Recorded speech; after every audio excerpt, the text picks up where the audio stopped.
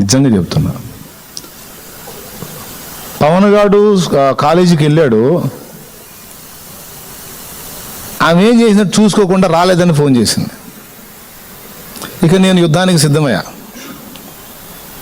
College కానీ వెళ్ళి వీడు ఎక్కడ తిరుగుతున్నాడు, కాలేజీకి వెళ్ళలేదంటే అప్పుడు ఇంటర్ ఫస్ట్ ఇయర్ ఏమో జాయిన్ అయినట్టున్నాడు. అరా second year, inter second year.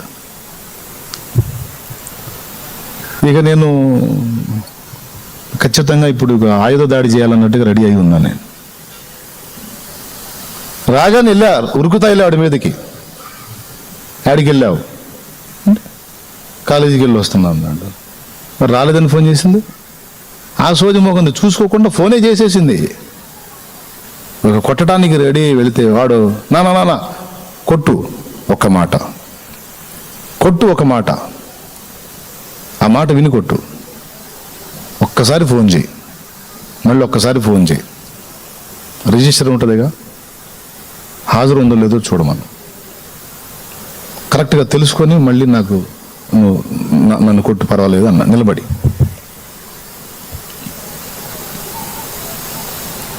వాడు ఎక్కువ తక్కువ మాట్లాడాల, ఒక్క మాట అన్నాడు. ఏంది ఇంత గట్టి చెప్తున్నాడు అని ఒక అడుగు వెనక్కి వేసాను నేను.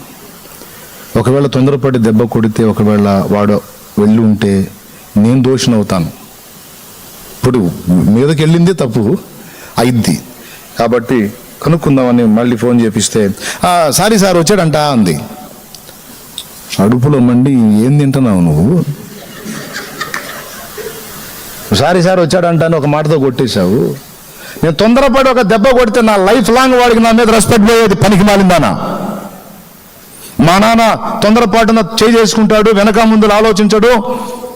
మా నాన్న తొందరపాటు ఎక్కువ, న్యాయ విచక్షణ తెలియదు, మంచి చెడులు వివేచన లేకుండా తనకు అధికారం ఉందని పెద్దవాడిని ముందు తొందరపడి దుందుడుగ్గా స్పందిస్తాడే తప్పుడు మనిషి అనుకుంటాడు వాడు. ఇది జీవితానికి సంబంధించిన విషయం, విలువలకు సంబంధించిన విషయం. రాలేదన్నది నువ్వే వచ్చాడంటే సార్ మర్చిపోయాను చూడ సార్, ఇంకోసారి అట్లా చేయొద్దండి, సారీ సార్. చిన్న విషయమే కదా అది, చిన్న విషయమేనా? ఆ తర్వాత నేను సారీ నాన్న అన్నాను, పోయి క్షమాపణ అడిగాను వాడిని. క్షమించురా, నేను కొట్టేసేవంట. నేను తగ్గించుకుంటే ఏం పోయింది, నా కిరీటం కింద పడిందా? అప్పుడు వానికి అర్థమైంది, తొందరపాటున వచ్చినా నేను చెప్పిన మాట మా నాన్న విన్నాడు, ఆలోచించాడు, వాస్తవాలు తెలుసుకున్నాడు, తేడా పడ్డదాన్ని మళ్ళీ బిర్రుగా ఉండలేదు, వచ్చి సారీ నాన్న అన్నాడు. నాన్న అంతటి వాడై ఉండి తగ్గించుకొని క్షమాపణ అడిగాడు. ఏముందిలే నాన్న, గౌరవం. నాన్న తొందరపడ్డాడు.